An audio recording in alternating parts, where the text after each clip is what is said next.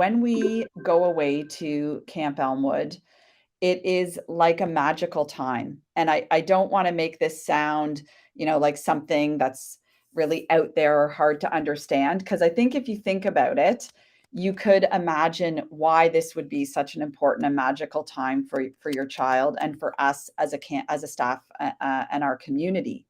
When we go away together, the relationships and bonds that we build are really different when we are in this outdoor environment, trying new things, taking risks together, and also living in cabins together for those few days. So the relationships student to student, and that sometimes isn't just the students of their own grade, because our grade 12 students are the camp leaders. And so the students also get to know students in other grades and to build those relationships within grade and across grade. It's also the relationship with the teachers and the staff. Because they are, interacting in different ways. They're spending time together. They're trying new things together. They're eating in the dining hall together. And then they're settling down in the cabins together at night as well. And so when we spend this time together, we're really kickstarting the year with a positive energy on the focus on some of our core values, which is relationships, resiliency, and risk-taking, and having fun while learning. And so when I say resiliency, I say that to this group because I know sometimes the parents and students are anxious about sending their daughters away so early in the school year. And it is something that we are used to when students or parents are a little bit uncomfortable with their child being off for a few days on their own. And so this is an opportunity for them to build their independence and for us to support them in that. And so if you have any concerns, please reach out and we can talk about it more on this call. But it is something that we are used to. And we find that kind of learning to navigate those challenges is a really important part of the experience, actually. And so don't feel shy about expressing if you're nervous or you have, some wonderings about how this is going to work. Maybe your child has not been away to camp before. And so all of that is totally normal. And we are very well equipped to support. So I'm going to turn it over to our Director of Co-Curriculars and Student Experience, and that is Miss Walsh. And Miss Walsh is the mastermind behind the camp details and schedule and logistics. So she'll share a little bit of high-level information about what you can expect from camp this year, and then we'll turn it over to your questions. Thanks, Ms. Enticknap. Yeah, so I kind of want to reiterate everything that Ms. Enticknap said. Camp is an amazing experience. I've been at this school now, I believe this is my 11th year, and I've been involved in the planning of this camp for about 9 of those years. So kind of right off the bat, I kind of got, put onto this camp team. And it's been a really great experience, both personally, but also professionally, as someone being able to kind of do something outside of my comfort zone, because as some of the not like the most outdoorsy person. So the fact that like even I'm going outside of my comfort zone is showing a lot to our students as well. So some of the things that the students are able to experience at camp, first of all, where we're going it's a YMCA camp. It's called Camp Wanakita. It's about 4-ish hours from Ottawa, just outside Algonquin Park, near kind of Halliburton area. If that means anything to anyone. But that's a general kind of area as to where it is. And there are a lot of summer camps around there as well. So maybe you're familiar with some other ones in that same area. So that's where we're all going. It is a summer camp. So they have all of the normal kind of summer camp activities that you might have heard of or seen through any camps you've been involved in. So there's things like high ropes courses, there's a waterfront, there's canoeing, there's all of these other things. And of course, they also have all of the certifications and safety things that you need to run a program at a camp like that. In terms of Elmwood Camp and what we do with the students at camp, we tried to break down the schedule so that they had time to bond and time to interact with different groups of people. So the main one, and where we kind of start focusing, is with their homeroom. So every middle senior school homeroom teacher in particular, but more than just homeroom teachers in terms of staff, attend camp as well. And you will be able to meet with the other students in your homeroom, your teacher, and you're often doing activities. So you might be doing a high ropes activity, you might be doing canoeing, you might be doing something else, you might be doing something a little more like coloring or bracelet making, or something that's a bit more arts and craft like. So various activities that you'll be doing with the members of your homeroom and your homeroom teacher as well. Then we also want them to bond with their grade. So we have a little bit of time for meeting with other students in their grade, whether that's in the cabins, because they are in cabins by grade, or we also have an opportunity for them to perform a campfire skit or song with members of their grade as well. So we do kind of have, so if we think homeroom small, and then we get a little bit bigger with their grade. And then finally, we also have kind of the highlight, at least in my opinion, and I feel like for a lot of the students as well, we have what we call our House Spirit Regatta. So this is where they actually get to be in their house. So we have 4 houses here at Elmwood, just like Harry Potter, and each house has a color associated with it. So the students will be able to bring those colors for this activity, and they move around to different stations and compete against a team from another house. So it might be Keller team 1 versus Fry team 3, and they're at the same station. Maybe they're doing tug of war, and whoever wins that gets a point. And then we announce a winner at the end, and there's lots of cheering and yelling and screaming, but that across grades. So from grade 6 to grade 11, the grade 12s will be running the station, so they'll also interact with them. And the grade 11s will be leading the groups around. And again, teachers are with the groups as well to for safety purposes, but also every teacher's in a house. So the teacher with your Fry 3 house group is also in Fry. So everyone's kind of cheering and doing having fun and kind of competing safely as well. So those are kind of the 3 main areas that we're really trying to encourage students to get to know people with. And it kind of starts small, like I said, with the homeroom, and then gets bigger to their grade, and then bigger even more to their house. In terms of accommodations, in terms of cabins, in terms of things and activities and things like that, I have alluded to some of them. So activities such as high ropes, there is canoeing options, there's stand-up paddle boarding, there's low ropes. I'm trying to think of some other things from my list of activities. So multiple activities like that. Then in terms of the accommodations for students, they'll be in a cabin with people in their grade. There is a form on the website where they can request a cabin mate. We do our best to honor as many requests as possible, as I'm sure everyone can appreciate. That can get a little bit unwieldy at sometimes, but I spend a lot of time, I will say a lot of my hours of my day trying to make sure that everyone is happy with the people in their cabin.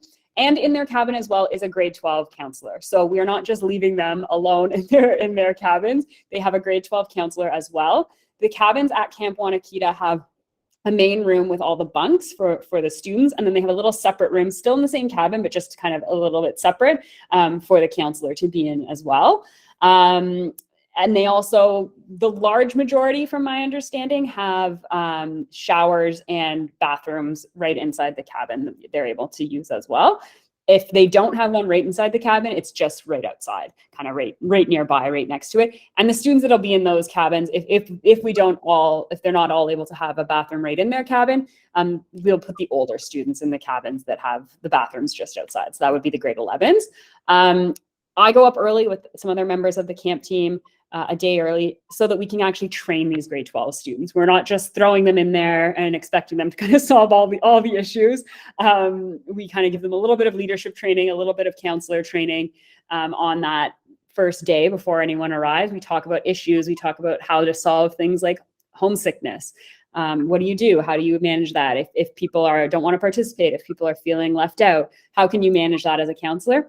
And then each counselor also has a teacher, a female staff member, paired with them. And that female staff member also helps in terms of mentoring that student, helping them, manage behavior issues in their cabin. Because again, we're not expecting our 17-year-old grade 12 students to manage that completely independently. We want to give them some responsibility over it, but we also recognize like they're still grade 12 students themselves.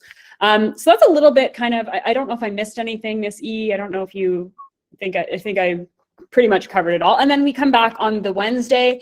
We leave just before lunchtime. They get kind of a bagged lunch to eat on the bus. We'll stop at least once on the way home, and we aim to be back around 4:30. Traffic and things of that nature sometimes make us a bit later, but we make sure to post to parents, and then they get picked up, and yeah, they have lots of stories to tell.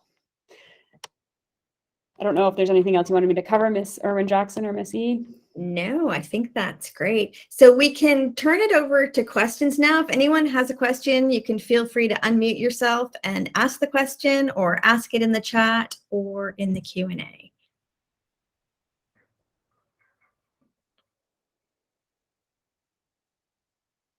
I actually have one question that we had received before, and I think Miss Aylin might have a couple more. The question we received by email, Miss Walsh, maybe you can answer this, is can you talk about what a typical day looks like at camp? Yeah, for sure. So I kind of did a higher level one, but a typical day, they'll get up. Their counselors are kind of responsible. So this is where the responsibility of the grade 12s comes into play. Their counselors are responsible for making sure they get up on time. Breakfast is usually sometime around 8 to 8:30 in the dining hall. There's a big dining hall. Everyone goes and has meals in the dining hall. This camp has what they call setters and sweepers. So there'll be a homeroom group or a cabin group who's responsible and setting the tables, and then a couple groups staying after to sweep up. So we also think that helps teach kind of responsibility and things like that. And then after that, they launch into an activity period. So whether that's a homeroom period with their homeroom teacher, whether that's something we call hobby hubs. So essentially it's like you sign up for an activity and you do it for about an hour 15. Again, there's lots of options, and we share those with the students on the day of, and they choose what they want to sign up for. Then there'll be, a second activity period or time to plan for campfire. Then there'll be lunch. Again, same kind of meal situation. Then I'm talking basically about our middle day, our Tuesday, because that's our kind of our full day at camp. Then on Tuesday afternoon is when we have the house regatta. So that's a kind of a big event that day. They do have a little bit of free time that day as well. So that's where, provided the weather is cooperating, they'll be able to swim. We do have all the students wear life jackets. There's no option to do a swim test and be like, oh, I have this level or whatever. We just make it across the board, and we just say, nope, everyone wears a life jacket. Most of our staff even wear life jackets when they go swimming. It's easier. And then dinner. And then we have an evening program. So on the first night, that is like kind of a camp-wide game that the Wanakita staff will put on. On the second night, that's our campfire, where we do that as a community as well. So that's kind of, and then bedtimes and cabin times vary depending on the grade. So our younger students, we ask to go to the cabins, decompress, have a meeting with their counselor, get themselves all ready for bed, that kind of thing. And then we have a certain lights out for different grades. And again, that's where our female staff will be kind of around and available to kind of help quiet down cabins as needed and things of that nature. So that's kind of a quick overview of how a day might look. Great. Okay.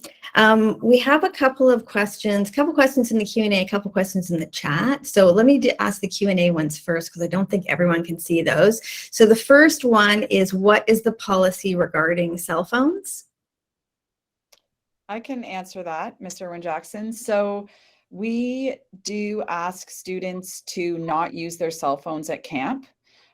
We know that in today's day and age, telling students to leave cell phones at home is sometimes not going to happen. So even if we say it, they might have it in their bag or in their backpack. And while we're traveling home, sometimes it is helpful if there's a late arrival to have students notify their parents that, oh, the bus is a bit delayed and whatnot. But while we're at camp, we do not allow students to use their cell phones. Sometimes if they have a special photo that they want to take, even then we have a photographer at camp who captures pretty much every single activity, every meal, every event.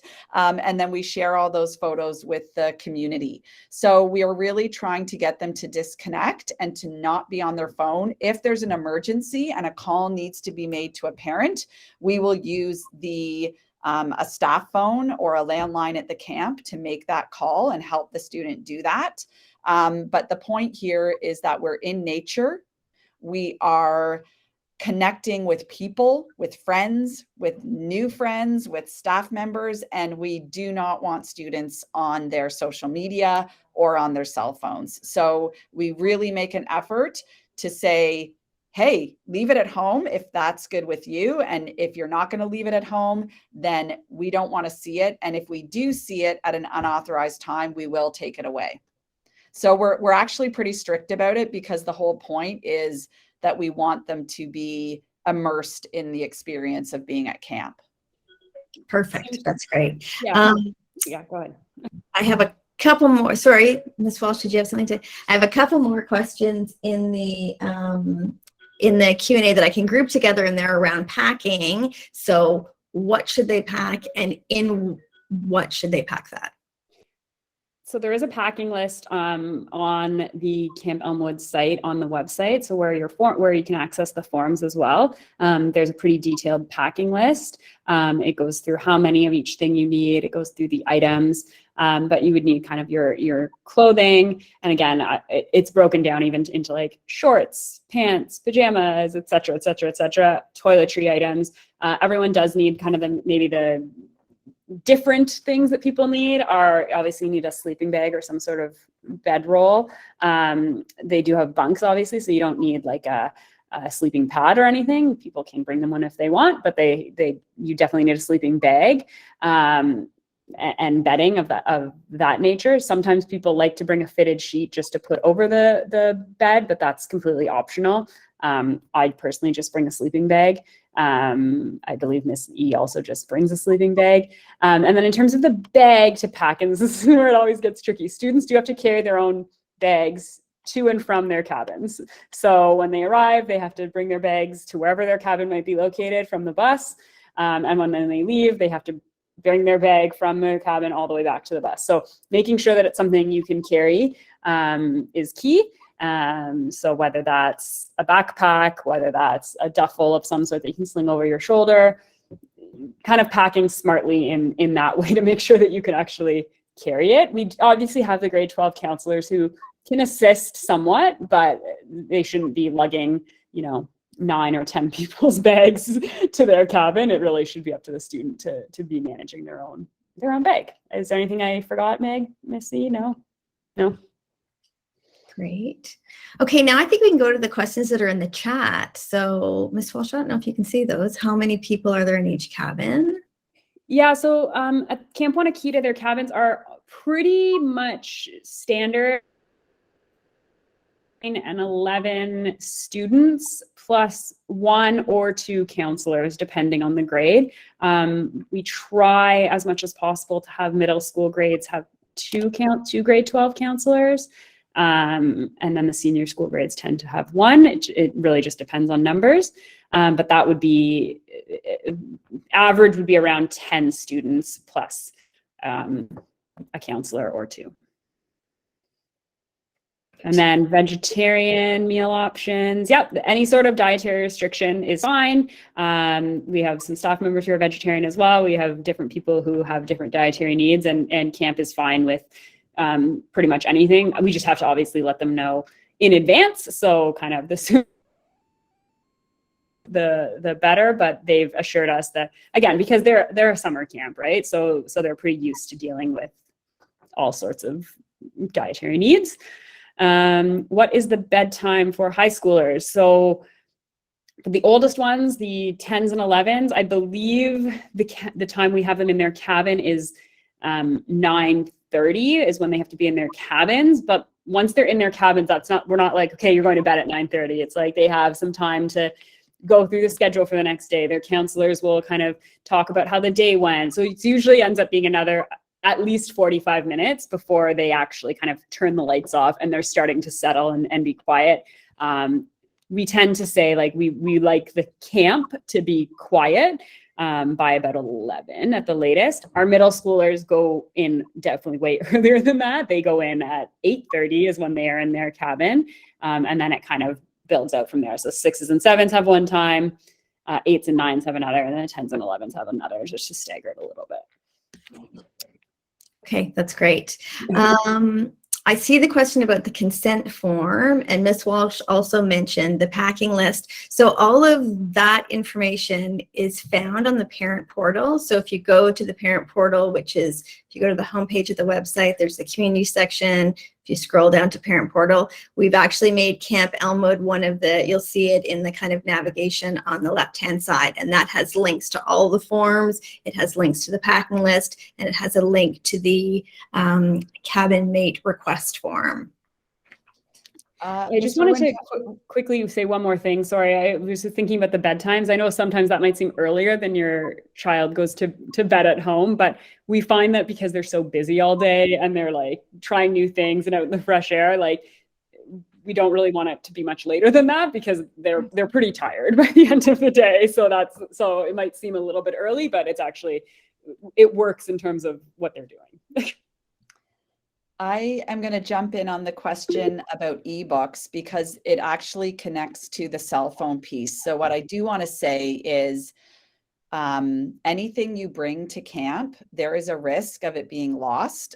There is a risk of it being potentially damaged if you're bringing it out, leaving it on a bed, dropping it in the lake. I know everyone's very careful and responsible, but I want to make it clear that we don't encourage you to bring these things to camp. You don't need them at camp. We would prefer they stay at home. And if you do choose to bring anything valuable to camp, it is your responsibility. Of course, we'll help and we'll support, but if something were to happen to a digital device, it does happen. And when you're at camp and you're busy and there's sand and there's water and there's sunscreen and there's lots of people running around excited, accidents can happen. So I just want to say, no digital devices are necessary or encouraged. And if you do bring them, then any risks involved with having them there are yours. So just something to think about.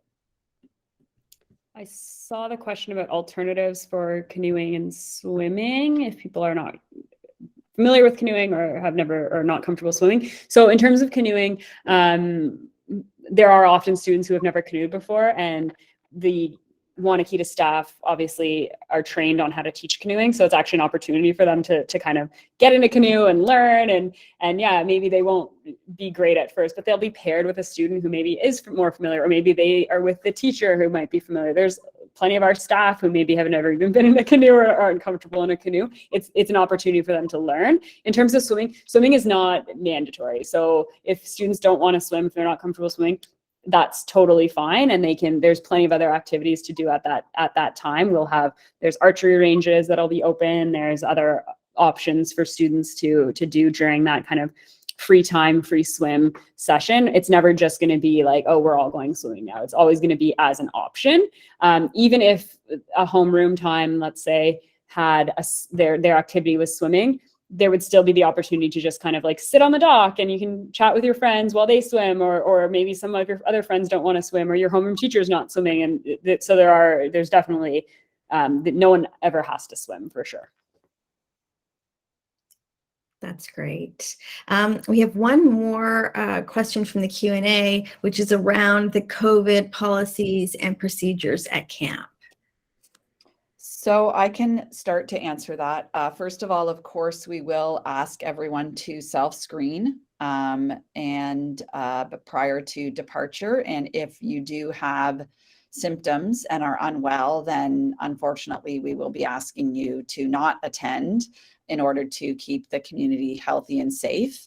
And so even if you had registered and then were not able to come due to COVID, then we would obviously support that and would reimburse for that specific reason. in terms of being at camp, if students, we will have rapid tests, and we won't be doing testing just willy-nilly. If a student develops symptoms, and we would then use the rapid test to check about the status, whether they were testing positive or not for COVID. If a student were to test positive for COVID at camp, it's obviously going to be case by case. So if it's on the first day when we get there, then yes, we're going to be communicating with parents to say, okay, your student has tested positive. How unwell are they? It would just be the exact same if it was any other illness or any other injury. So if a student were to get injured, we would be contacting parents to say, your student's really uncomfortable. They've had, this accident, and let's try to figure out how to get them with who they need to be, which is you. And we would communicate with you about that to determine the best option. If a student needed to isolate and was tested positive, needed to isolate, but actually didn't feel that badly and was fine to, kind of stay and remain isolated, and it was the second night of camp, and then that person could transfer home with a staff member who has a car and can sit in the back with a mask on, then we maybe wouldn't be saying to parents, hey, we have to determine how to get your child home immediately. So it's going to be case by case, but we will follow all COVID protocols. And we do have staff members who travel in cars specifically for reasons of emergency need for transfer, emergency transfer. So all of that would be discussed with parents before we did anything. But we will have measures and protocols in place to handle situations like that. Great. So that is it for the questions in the Q&A. I think we've answered all of the questions in the chat. If nobody has any other questions, I think, any last questions? Terrific. Oh, cost. So that's all on the consent form as well, but it will be $390 per student. So that includes their bus, there and back, camp activities, all the food, everything of that nature while we're at camp. So that's all. So that $390 is like all inclusive of everything they could need at camp. Terrific. Great. So as I said, we have recorded this session. We will be posting a link to it. Tomorrow is our next newsletter. So there'll be a section on this that will point you again to those, all those forms and all the information in terms of packing lists and that kind of thing, as well as a link to this video. So thanks very much, everyone, for your time and for your questions. Your students will have lots of opportunity to talk about this with their homerooms when they get to school if they have questions about it. But we're certainly excited about it, and I think the excitement is just going to mount next week as people get really into going. So thanks very much, everyone. Have a good afternoon.